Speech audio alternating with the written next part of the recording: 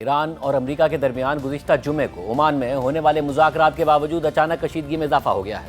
حالانکہ دونوں فریق مذاکرات کی پہلی نشست کو مثبت قرار دے رہے تھے، جس کے بعد ایران پر امریکہ کے کسی فوری حملے کا خطرہ ٹلتا دکھائی دے رہا تھا اور مذاکرات کے ایک اور دور کی بھی توقع ظاہر کی جا رہی تھی، لیکن مذاکرات کے اگلے دور کی تاریخ طے ہونے سے پہلے ہی حالات بگڑتے نظر آ رہے ہیں۔ امریکی صدر ٹرمپ نے ایران کو ایک دفعہ پھر دھمکی دیتے ہوئے ڈیل کرنے کے لیے اگلے مہینے کی ڈیڈ لائن دے دی ہے اور ساتھ ہی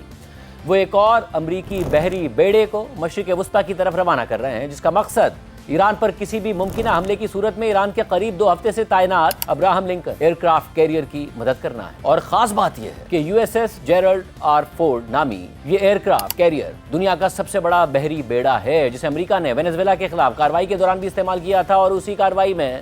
وینزویلا کے صدر نکولس مدورو کو اغوا کر کے راتوں رات امریکہ لایا گیا تھا۔ امریکی نیوز ایجنسی ایسوسیٹڈ پریس کی خبر کے مطابق امریکی فیصلہ سازی سے واقف ایک شخص نے بتایا ہے کہ امریکہ مشرق وسطیٰ میں دنیا کے سب سے بڑے بحری بیڑے کو تعینات کرنے جا رہا ہے تاکہ وہاں پہلے سے موجود بحری بیڑے کی مدد کی جا سکے۔ U S S Gerald R Ford aircraft carrier کی مشرق وسطیٰ میں متوقع تعیناتی سے کچھ دن پہلے صدر ٹرمپ نے اشارہ دیا تھا کہ ایران کے ساتھ مذاکرات کا ایک اور دور متوقع ہے۔ خبر کے مطابق یہ مذاکرات عملی شکل اختیار نہ کر سکے کیونکہ ایران کے اعلیٰ ترین سیکیورٹی عہدیداروں میں سے ایک نے اس ہفتے عمان اور قطر کا دورہ کیا تھا اور امریکی ثالثوں کے ساتھ پیغامات کا تبادلہ کیا تھا۔ مشرق وسطیٰ میں امریکہ کے دوسرے بحری بیڑے کی تعیناتی کی خبر سب سے پہلے نیو یارک ٹائمز نے دی تھی، جبکہ خود ٹرمپ نے اس ہفتے کے آغاز میں ایکزیوس کو بتایا تھا کہ وہ مشرق وسطیٰ میں دوسرا کیریئر اسٹرائک گروپ بھیجنے پر غور کر رہے ہیں۔ تاہم وائٹ ہاؤس نے اس حوالے سے فوری طور پر کوئی جواب نہیں دیا۔ اے پی کے مطابق U S S Gerald R Ford Venezuela strike force کا حصہ تھا۔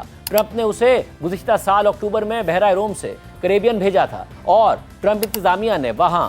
بڑی فوجی تعیناتی کی تھی، اور پھر گزشتہ ماہ ایک سرپرائز ریڈ کے دوران وینزویلا کے صدر نکولس مدورو کو گرفتار کیا گیا۔ خبر کے مطابق ٹرمپ نے بدھ کو اسرائیلی وزیر اعظم نیتن یاہو کے ساتھ طویل مذاکرات کیے تھے اور کہا تھا کہ انہوں نے نیتن یاہو سے اس بات کا اصرار کیا ہے کہ ایران کے ساتھ مذاکرات جاری رہنے چاہیے، جبکہ نیتن یاہو ٹرمپ انتظامیہ پر زور دے رہے ہیں کہ کسی بھی معاہدے کے حصے کے طور پر ایران پر دباؤ ڈالا جائے کہ وہ اپنے بیلسٹک میزائل پروگرام کو محدود کرے اور حماس اور حزب اللہ کی حمایت ختم کرے۔ ٹرمپ نے نیتن یاہو سے ملاقات کے بعد ٹروتھ سوشل پر پوسٹ میں لکھا تھا کہ یہ ایک بہت اچھی ملاقات تھی۔ میں نے اس بات پر اصرار کیا کہ ایران کے ساتھ مذاکرات جاری رہنے چاہیے تاکہ یہ دیکھا جا سکے کہ کوئی معاہدہ ہوتا ہے یا نہیں۔ میں نے اسرائیلی وزیر اعظم کو بتایا ہے کہ اگر معاہدہ ہوتا ہے تو یہی ہماری ترجیح ہوگی، لیکن اگر معاہدہ نہ ہو سکا تو پھر ہمیں دیکھنا ہوگا کہ نتیجہ کیا نکلتا ہے۔ پچھلی بار ایران نے فیصلہ کیا تھا کہ معاہدہ نہ کرنا ان کے لیے بہتر ہے اور ان کو مڈ نائٹ ہیمر کا سامنا کرنا پڑا، جو ان کے لیے اچھا ثابت نہیں ہوا۔ امید ہے کہ اس بار وہ زیادہ معقول اور ذمہ دار رد عمل دیں گے، اور اب ٹرمپ نے ایران کو دھمکی دے دی ہے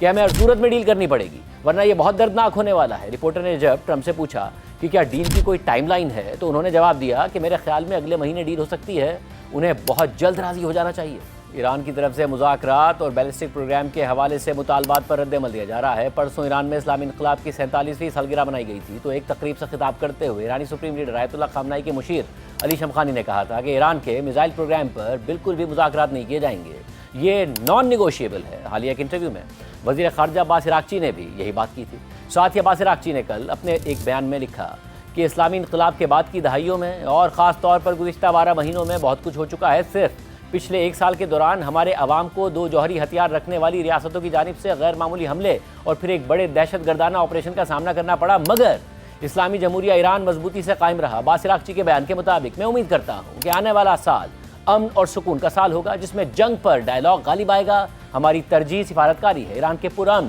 جوہری پروگرام پر ڈیل ممکن ہے، لیکن صرف اسی صورت میں کہ جب وہ منصفانہ اور متوازن ہو، اور اس مقصد کے تحت ایران اپنی خود مختاری کے دفاع سے کسی بھی قیمت پر پیچھے نہیں ہٹے گا۔ اس کے علاوہ خود آیت اللہ خامنہئی نے انقلاب کی سالگرہ پر ایرانی قوم کے نام اپنے پیغام میں کہا کہ آپ نے ایک عظیم کارنامہ سر انجام دیا ہے، آپ نے ایران کا سر بلند کر دیا ہے، آپ ہمیشہ کی طرح اسلامی جمہوریہ کی پشت پر کھڑے ہوئے اور اس کی طاقت میں اضافہ کیا۔ وہ دشمن جو اپنے بیانات اور اپنی منصوبہ بندی میں ایرانی قوم کے سرنڈر کی خواہش رکھتے ہیں، وہ اب مایوس ہو گئے۔